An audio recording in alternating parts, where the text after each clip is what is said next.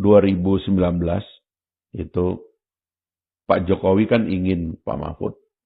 Ya. Tapi kan Pak Mahfud nggak sadar bahwa yang menolak beliau bukan Pak Jokowi.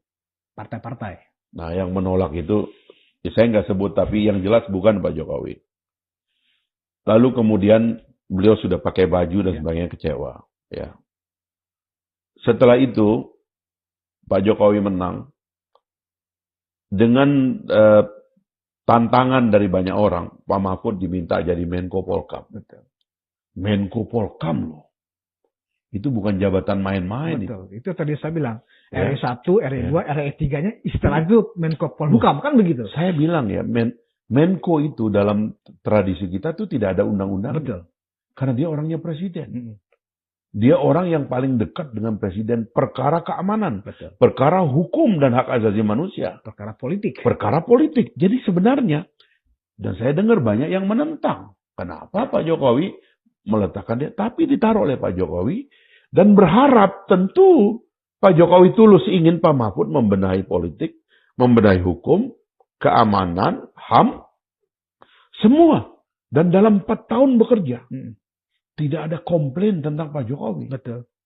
Masa seorang guru besar, mantan ketua Mahkamah Konstitusi Republik Indonesia, tidak tahu apa yang terjadi di depan mata dia. Lalu kemudian ketika setahun terakhir beliau punya keputusan politik lain, kok semuanya jadi berubah?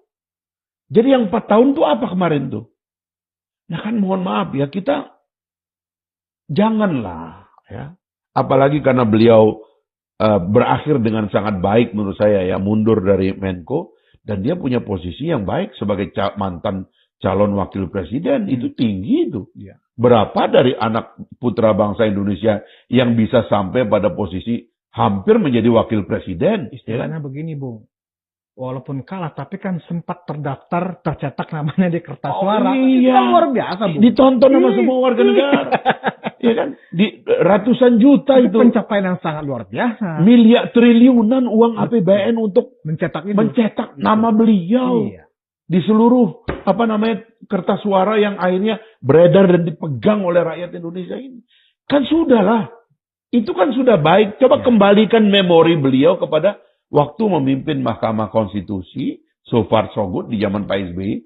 Waktu 4 tahun beliau bertugas untuk membenahi sektor politik, hukum, keamanan, hak asasi manusia.